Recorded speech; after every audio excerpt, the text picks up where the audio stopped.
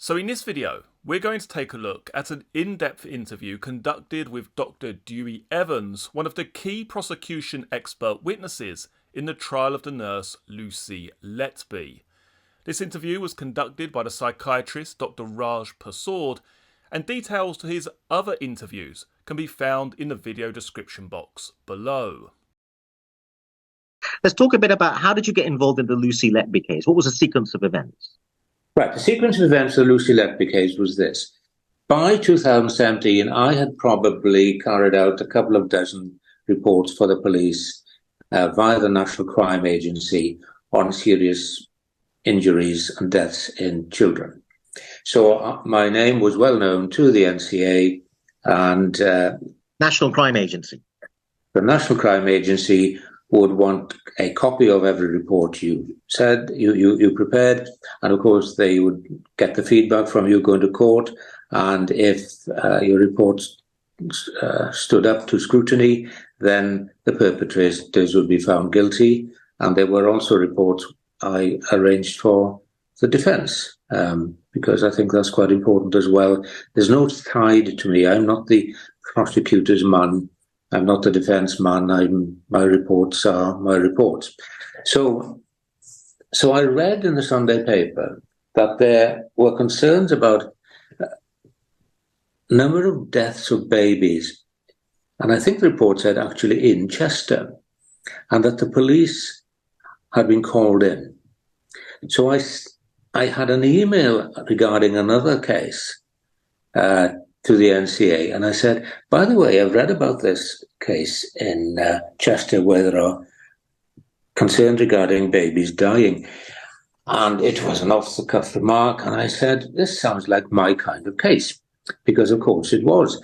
I dealt with numerous cases of for the police, and I'd also, I think more importantly, dealt with numerous baby cases from a clinical negligence point of view.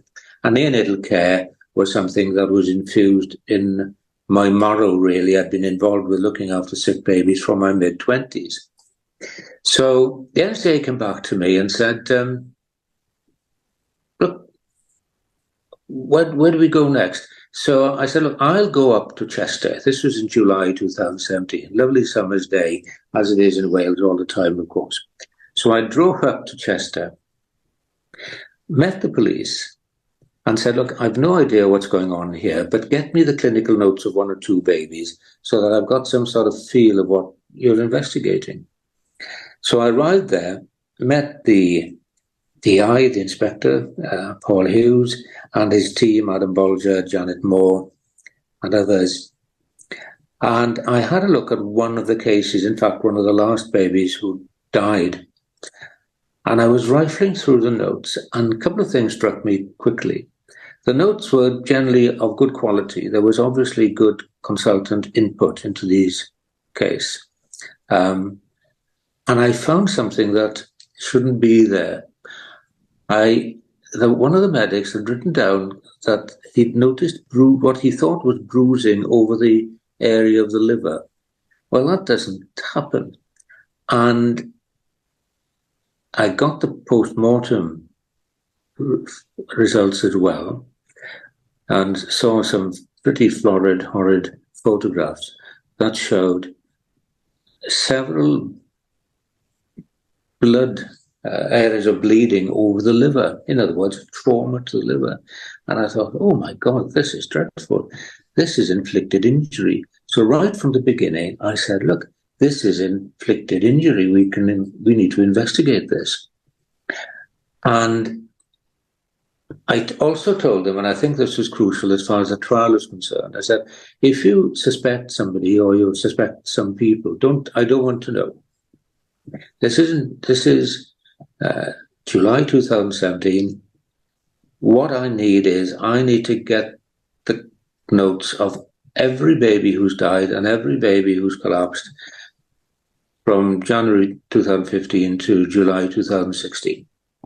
It's not just the suspicious ones or the ones you can't explain. I want all of them. So I ended up with 32 cases, and I went through all of them. And of course, with many of them, it was obvious why the baby had died or why the baby had collapsed. There was a baby who was very premature, others who had suffered severe brain deficiency, hypoxia, lack of oxygen before birth. Other babies had congenital problems. So therefore, there was an explanation for the deaths and collapses of many of the babies. But I then discovered 12 babies increasing to 15, where not only was there no explanation why these babies had collapsed, it made no sense at all. You know, babies don't simply collapse. If they stop breathing, getting a baby to start breathing again is quite straightforward. But these babies died despite what I considered outstanding efforts to resuscitate them. So this made no sense at all. And having ruled out the usual cause of collapse, it's dawned on me that the only explanation was that these babies had suffered from an injection of air directly into the bloodstream, a condition called air embolism. Now, every nurse and every doctor is aware that injecting air into the bloodstream is very, very dangerous. This is why we take great steps to ensure that no air gets into the bloodstream when you're giving an intravenous injection or giving intravenous fluids. So it made no sense that this air had got in there accidentally. So I thought, oh my God, somebody's doing this. Now, so this is happening intentionally. So I then said to the police, after identifying these 15 cases, you need to look at the nursing rota and the medical rota for the time when this collapse or this death occurred. And you need to list all the nurses who were on duty and the doctors who were on duty at this collapse. And these collapses were all occurring in the middle of the night. And even after 4 cases, the first 4 cases, there was only one nurse who was on duty for all 4 cases, and that was Lucy Letby. Now, I didn't know that at the time, and I had completed all 15 reports before the name Lucy Letby was mentioned. In other words, I was investigating these cases from a clinical point of view. I was not investigating a crime. And of course, what I didn't know was that Lucy Letby had been removed from clinical practice in July 16. So, you know, more than a year before I'd filed my reports. So when I identified these cases and her name came up in all 15 cases, the police were, well, very satisfied. In other words, they at last found some good evidence linking the collapse to a particular nurse. And then a little later in 2018, I reviewed 2 more cases, and these were the insulin poisoning cases. And these had not been suspected by anyone before this. And it's only thanks to Cheshire Police's methodical way of looking at cases that both insulin poisonings were the second of a pair of twins. And they asked me, look, just look at the notes. You know, we've not had any concerns about this, but let's look at the notes just to cover all the options. And I discovered that the insulin level in both babies was higher than anything I've heard of or read about. So clearly, this was a baby who'd received insulin and should not have. And this was in the 6th case, baby F, in our trial. And this gave us a smoking gun. We could now show that there was something going on here that one had suspected before. Because, of course, if you inject air into the blood circulation, you can't see it, you can't test for it. It's very difficult to prove. But one could now prove that there was a poisoner on the ward, as the prosecution put it. And again, with both insulin cases, the nurse involved with those babies was Lucy Letby. So I said to the police, look, you need to send my reports to another paediatrician, to a neonatologist, for peer review. And they sent the reports to Dr. Martin Ward Platt, who's a neonatologist in Newcastle upon Tyne, highly regarded, great guy. So he sent the report back, more or less saying he agreed with my interpretation of the clinical findings. So the police were very buoyed by that, and I was very pleased. Sadly, Martin became seriously ill and died. And so the police brought in Dr. Sandy Bohin, and they sent my reports to her. And again, she came to the same conclusion, all apart from several of her reports I thought were better than mine. And in addition to that, the X-rays were forwarded to a highly eminent radiologist from Great Ormond Street, a fellow Welsh guy, Owen Arthurs, who found very concerning issues in many of the babies who died, where he found air in the big blood vessels on X-ray. Now, you do get air post-mortem as a result of putrefaction, but this was quite unlike anything he'd seen before. And we're talking about baby A and baby D, and these were both babies where I'd made a clinical diagnosis of death via air embolus. So having the backup not only of fellow paediatricians but also of radiology strengthened the case of the cases significantly. So the evidence was accumulating and accumulating, and I had to do a number of addendums because the Crown Prosecution Service wanted additional answers, which is very much the norm. And we had reports on the babies who died from Andreas Marnaridis in London. And again, his reports were very compelling, saying that the deaths were not due to one or more of the usual causes of deaths in babies. In fact, with the baby who had the liver trauma, he described it as the sort of finding you get in a road traffic accident. So all of that information was available by 2019. And this led to the police charging Lucy Letby with the murder of 7 babies and the attempted murder of 10 babies in November 2022. And she was put on remand and remained in prison from that time on. So let's just discuss this air embolism diagnosis that you've mentioned. You said it's very difficult to diagnose at one level. Then you told me it was possible to diagnose it using tests like X-rays. So if it's possible to see it on an X-ray, why did the original hospital and the original doctors not make the diagnosis earlier before you arrived? Very difficult. It was only found on X-ray on the post-mortem of the first and fourth babies, and this was actually reported by the local by the local radiologist. So it was reported, but its significance was not appreciated.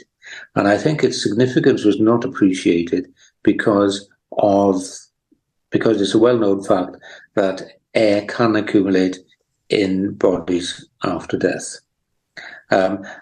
And it's a condition that is incredibly rare.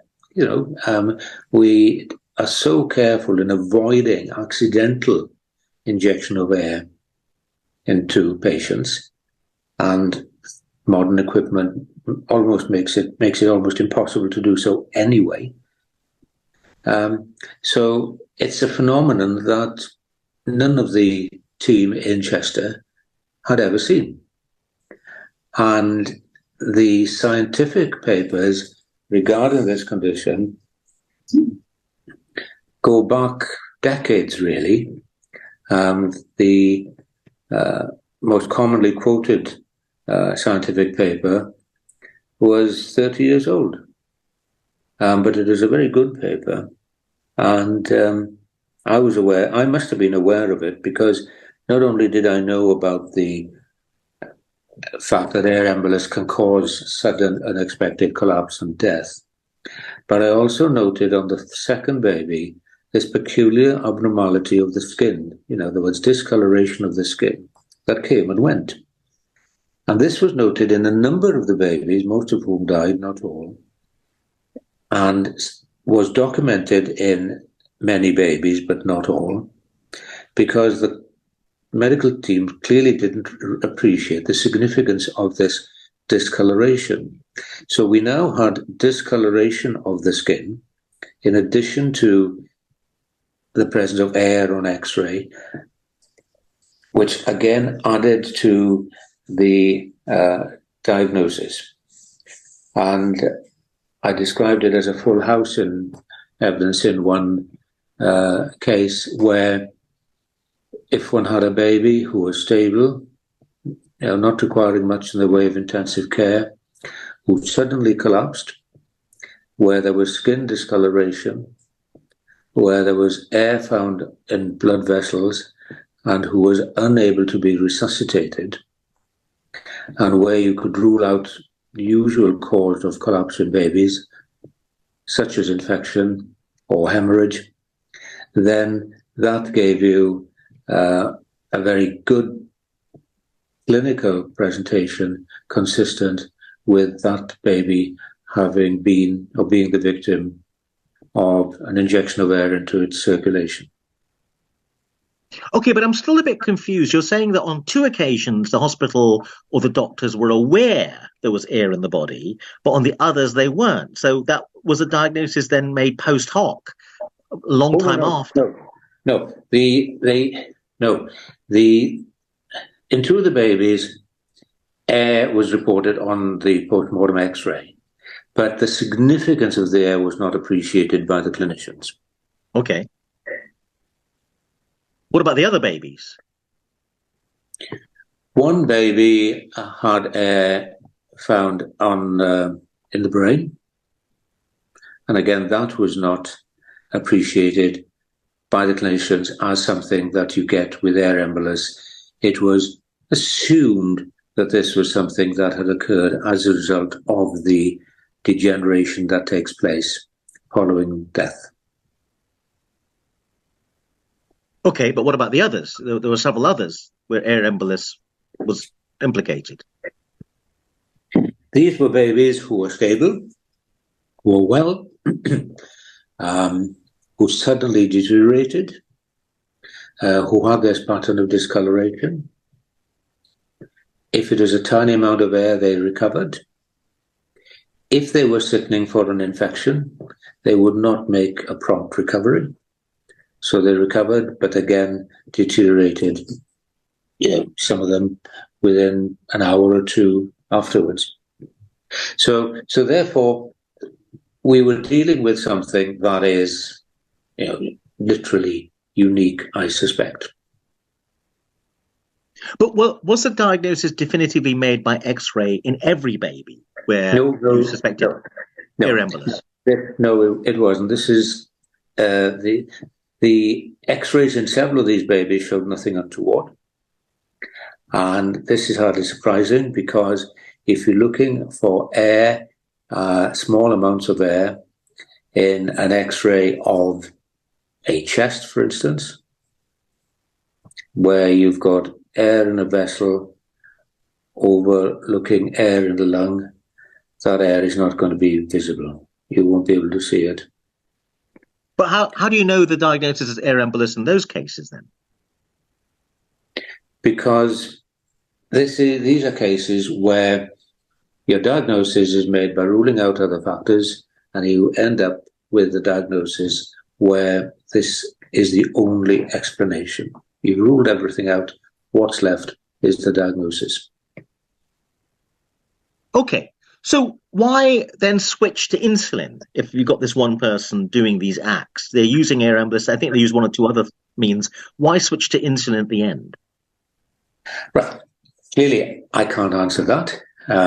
We do use insulin in babies because babies sometimes run a glucose value that's too high and therefore may require a bit of insulin to get the metabolic state stable. And insulin is available. It's in the fridge. One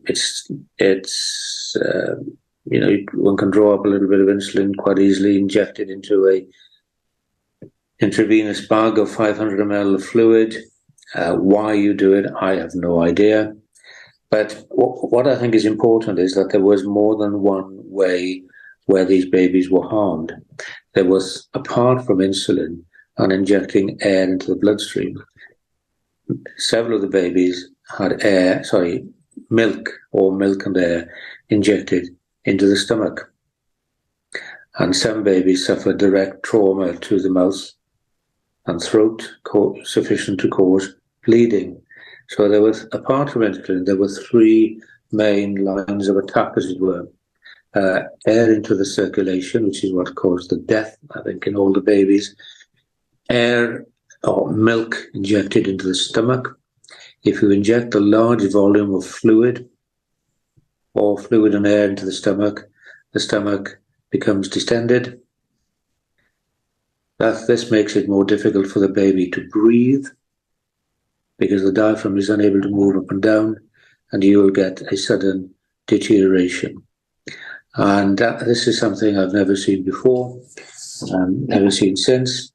But that was a condition that was easier to prove because one particular baby, this is baby G, was stable, almost ready to go home, was fed by nasogastric tube, where you put milk in a syringe and allow the milk to trickle through by gravity. And was receiving 45 ml of milk every 3 hours. Standard practice. So on this particular occasion, the nurse looking after her gave her 45 mils of milk, let the milk trickle through, and went for a break. When she was away for a break, our nurse came along, and the baby ended up with a massively distended stomach, vomited all over the nursery, what was described as projectile vomiting. And despite vomiting all over the nursery, there was still 45 ml of milk left in the stomach. So there's only one explanation for that, which is that that baby had had far more milk than she should have, and also that milk had been forcefully injected into the stomach, because if it had gone down by gravity, once the pressure in the stomach had increased a little, no more milk would have trickled into the stomach. So therefore, this was a case of inflicted trauma. And several babies had milk or milk and air injected into their stomachs, as well as finally having air injected into the bloodstream.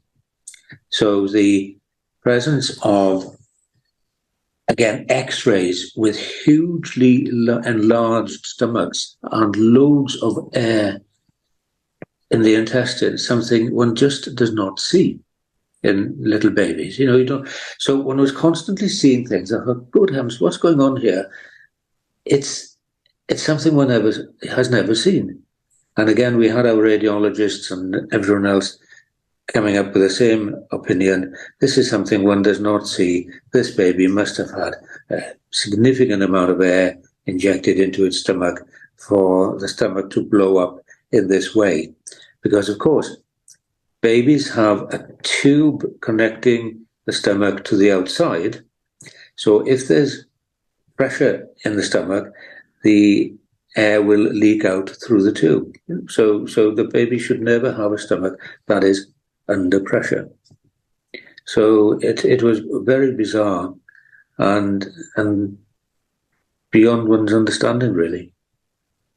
Okay, I get a sense that one has to have the kind of technical knowledge you have to make these diagnoses, but there were other paediatricians on the job, as it were, in that unit. I still don't quite understand why they didn't connect the dots. You came along and connected the dots afterwards. Why were they not able to connect the dots at the time? If I've got that right. That is right. That is correct. Clearly, well, first of all is you don't think that there's someone in your unit who's deliberately causing harm to your babies. That's the first thing. The second point, though, which I only heard about towards the end of the trial, was that the doctors, although they hadn't connected the dots with regard to the cause of this baby's collapse, they had woken up to the fact that these events were occurring when Lucy Letby was on duty after the first 4 babies, so during June 2015, and had raised this with hospital management. And I think they raised it again in October 2015.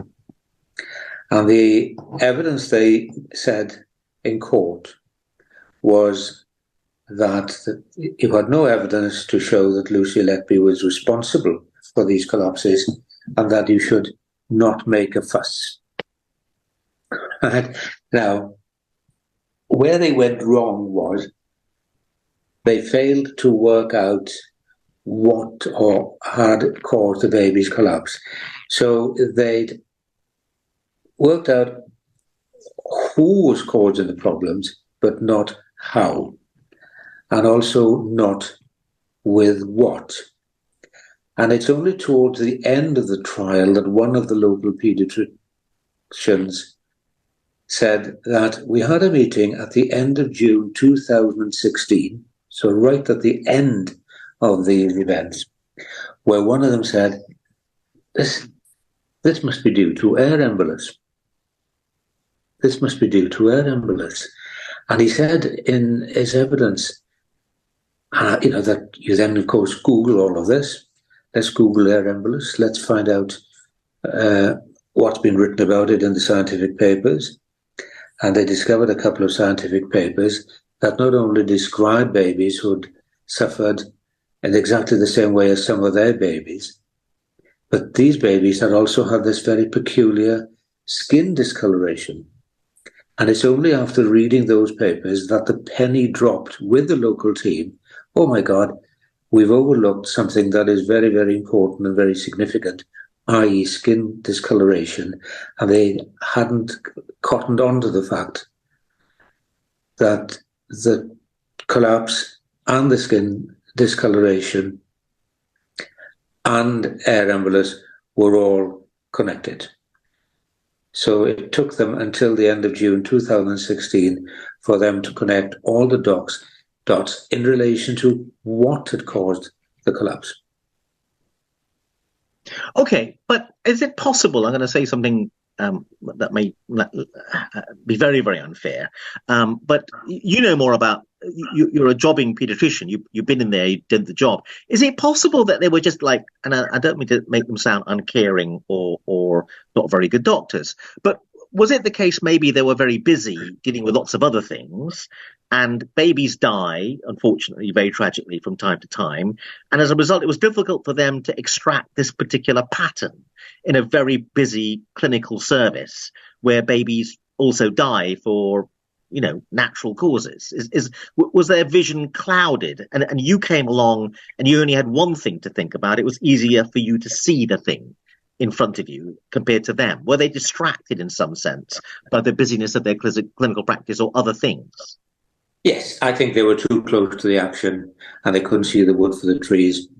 And the fact that I was 180 miles away, no axe to grind, what on earth's going on here, pretty well read. This is the only conclusion I can come to. So yes, I don't know, by the way, to this day, whether they have or have had regular perinatal meetings. I mean, it should be routine that every department should have regular meetings where you discuss deaths on your department, collapses on your department, and share the thoughts with your fellow nursing and medical people. Now, I introduced perinatal mortality meetings in Swansea in the 1980s, and these were meetings that were held most months. Everything was minuted, and if you had doubts, you would have a word with medics from other departments.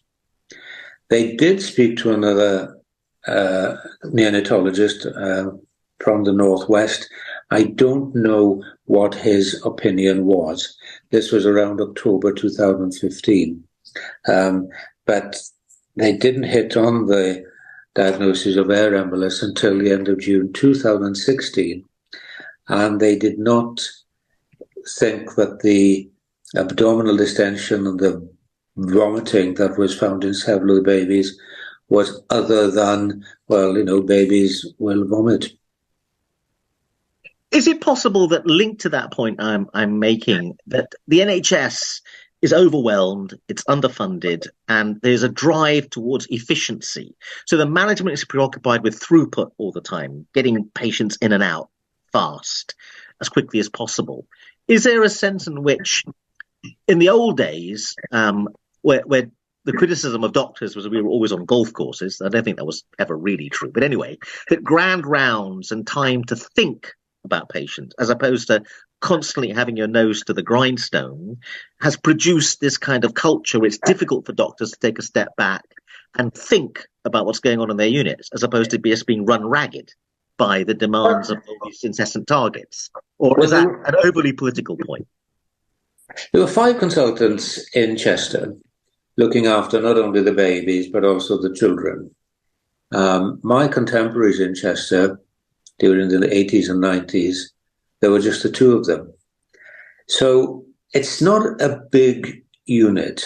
It's not a big department. I mean, my Swansea department in the 80s was 2 to 3 times the size of their unit, and there were just 4 of us as consultants, and we covered the neonatal service and the children's service. I just think that they missed it. They just missed it, and they would be kicking themselves until the day they retire that they did. They nearly got it on several occasions, but I think what stopped them was the intransigence of the hospital managers. They got ignored. Okay? They got ignored by the hospital managers. That is not in any way surprising to me, but that is absolutely shocking.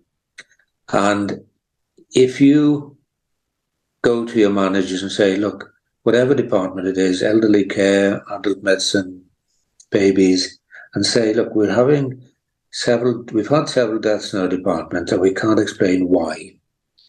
Those managers need to sit up and listen and suggest, right, whatever it is we need, we must find out what's causing this.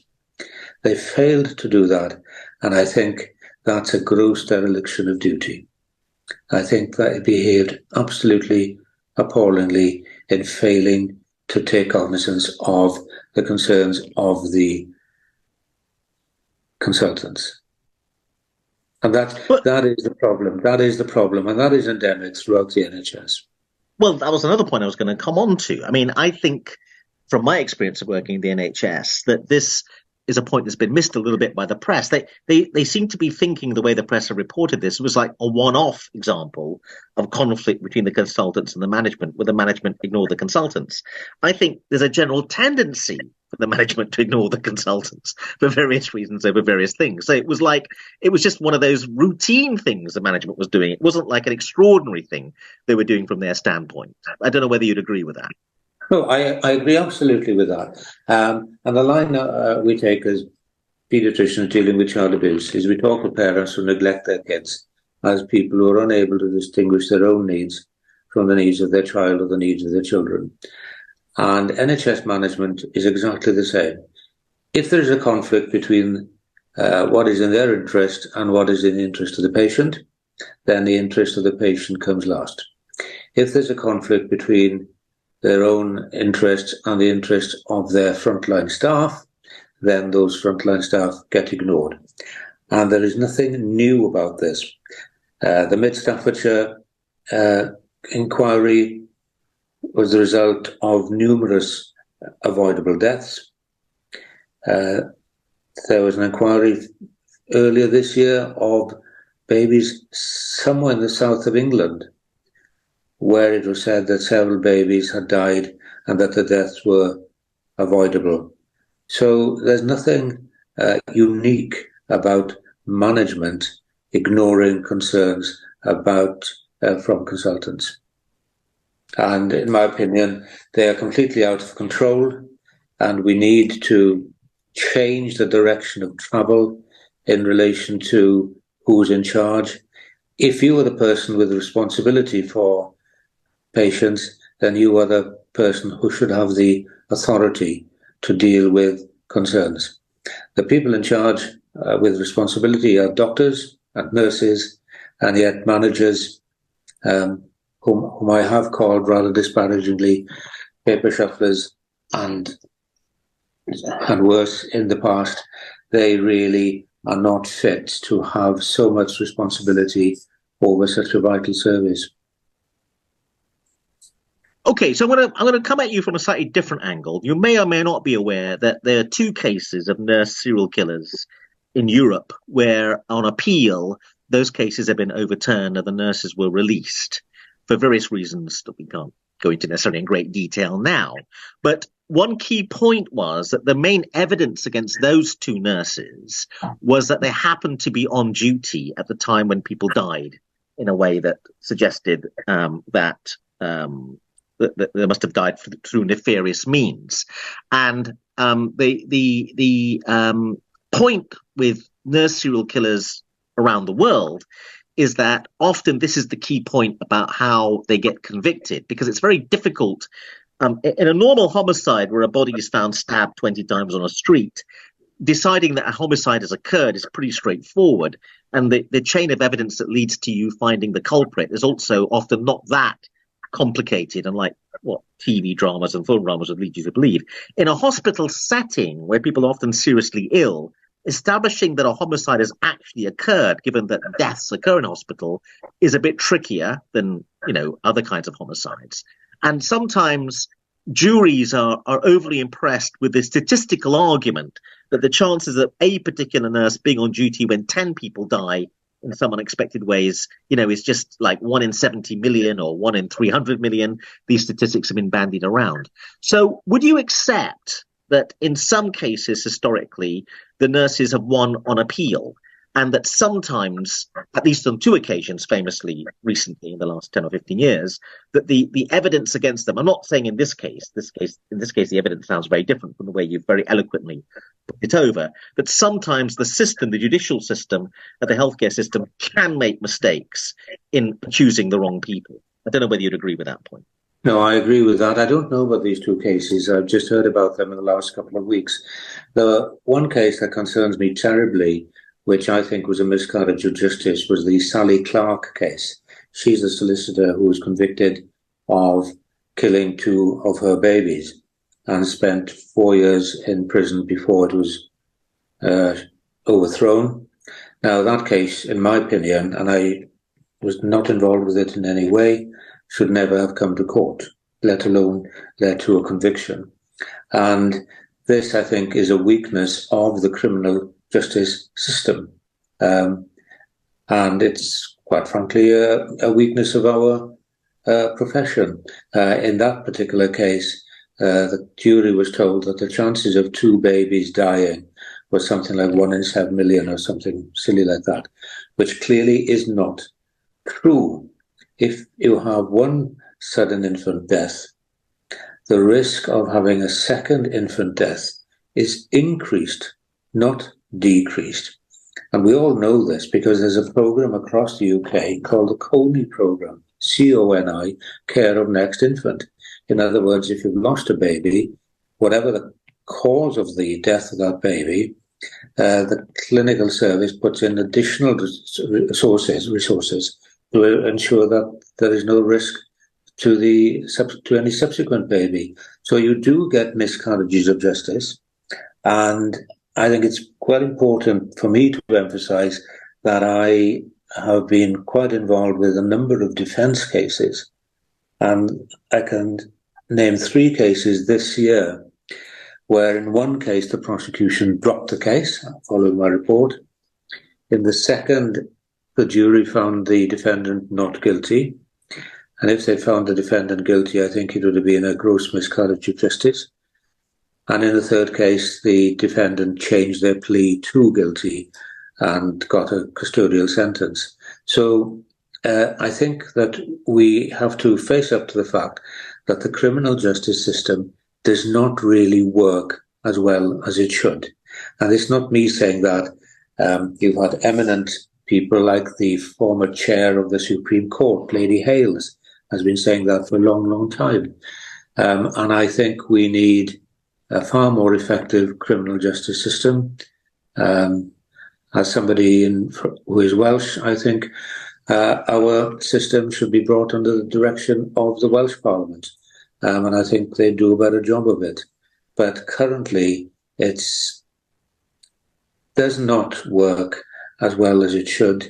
And it concerns me that I have been involved with a number of cases where I've acted for the defence, where I've given evidence, where clearly the prosecution case was riddled with holes and where the person was found not guilty, but for my evidence that one or more of those individuals could have ended up in prison for many years. So that's the problem with the system. And if there's going to be an inquiry in the Letby case, which there is, I'd hope that the terms of reference extend to looking at the criminal justice system broadly.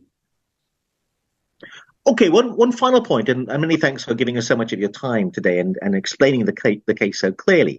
The other problem to the outsider with this case is the issue of why would someone do this? And why would someone do this in a way where it was possibly detectable and they're going to get caught? And the other problem is, why would someone suddenly start to do this out of the blue if they've been a nurse for quite a while? So with many other homicides or serial killers, the motivation is pretty clear-cut. There's either often sometimes some obvious immediate payoff or even some emotional payoff in the theory being in the Beverly Alec case, a Munchausen syndrome by proxy. I won't go into all the details of that. But you, I think, have clearly said, and I've talked to you before this interview, that you've been honest about the fact your job isn't to get to the bottom of motivation. Your job is merely to accumulate the evidence and show that the reality is that someone must have been doing this, which is what you've done very capably in your role as the expert witness in this particular case. But are you not troubled by the problem of motivation and the mystery that surrounds it in this case? Oh, good God, yes. A couple of points, very important points. Good question there. Lucy Letby didn't turn up to work one evening and decide, I'm going to inject this baby with air and see what happens. Having just been on a course a week or two earlier where they were shown about techniques involving intravenous fluids and how to use cannulas and things. That didn't happen. I've trawled through a number of clinical cases from Chester prior to the first death. And to date, I've discovered concerning issues going back at least 12 months before the first fatality, where endotracheal tubes became dislodged. Now, endotracheal tubes can become dislodged, but there seemed to be a pattern of their only becoming dislodged when Lucy Letby was on duty. And obviously, we take great steps to ensure that endotracheal tubes stay in place. So therefore, there was something going on long before the first fatality. As to motivation, goodness knows, there are a few weird things about her. She would hoard notes. and the police found clinical notes of 257 individual babies. Now,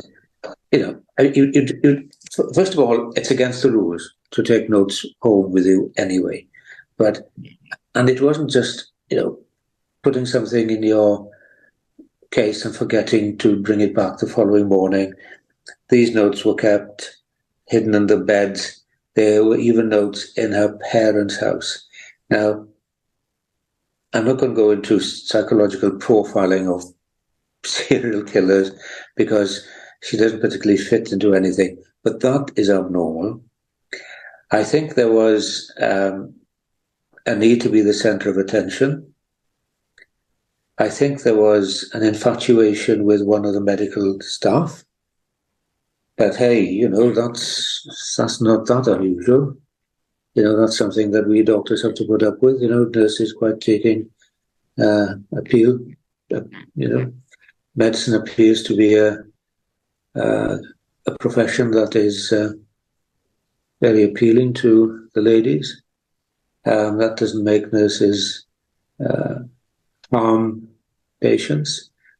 So I quite frankly have she'd also look up the parents on Facebook. She looked up the parents of 2-bed babies just before midnight on Christmas Day. For goodness sake, who does that?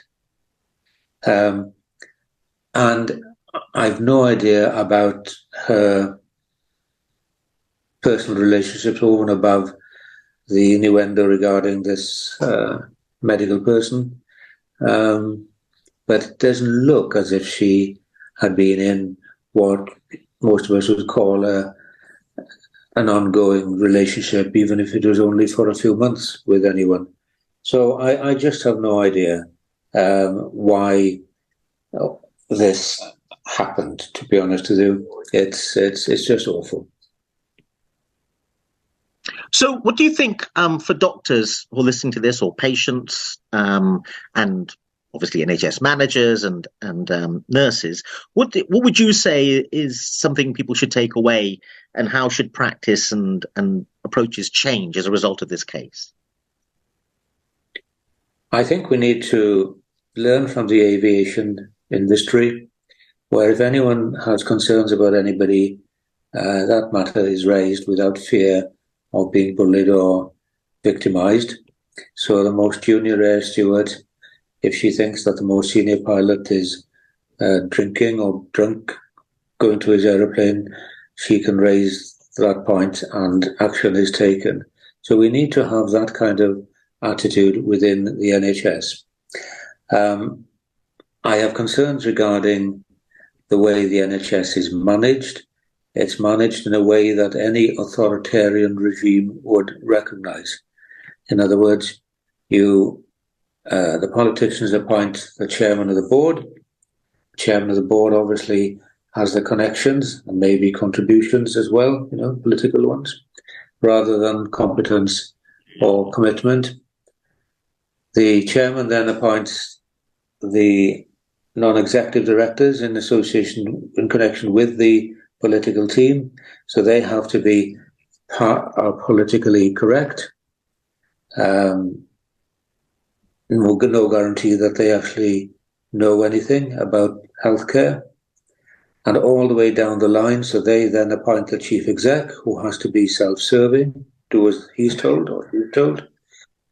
The medical director is then another self-serving person, as is the nursing director. So allowing those clinicians who are more innovative, more creative, more capable of making change and identifying weakness, those clinicians over the last 20 years are more likely to be marginalised and kept out in the cold. All of that has to change. You say it has to change, but we've had scandal after scandal, sometimes every few months now, where people die unnecessarily or through negligence. And coroners have commented on this in various aspects, certainly of psychiatric deaths that I'm aware of in the NHS, yet nothing seems to change. There's report after report. There was the Francis report about whistleblowers, which is saying exactly what you're saying now. And that's well over 10 years old. And there's a neurosurgeon, I think, down in the south of England, who has been sacked recently for falling out with his management, and the usual charge is bullying and intimidation. If you're not a very good practitioner, they look after you. But if you challenge the management, then you could place your career at risk. And of course, the NHS is a monopoly. You know, if you want to be a doctor or a nurse, with very few exceptions, you have to work in the NHS or work abroad. So all of this has to change. My particular beef is that health boards should not be appointed from above. We elect police commissioners, we elect local authority councillors, we elect mayors to cities. We should elect chairmen of health boards, and we should elect the non-executive directors. And I think it's the medical team that should elect the medical director. I think it's the nursing team that should elect the nursing director. And I think the trade unions should elect their own representative, because a lot of people in the NHS are on low income. They don't have a voice at all. I think we need to bring back community health councils, but they should be independent and have more clout, so that that families, patients, who are the people, after all, who pay for the NHS, have a right to access an independent opinion without being fobbed off, as one of the parents said in this trial, and without having to run the risk of paying thousands of pounds to lawyers and medical experts. Well, Dr. Dewi Evans, thank you very much indeed for talking to us.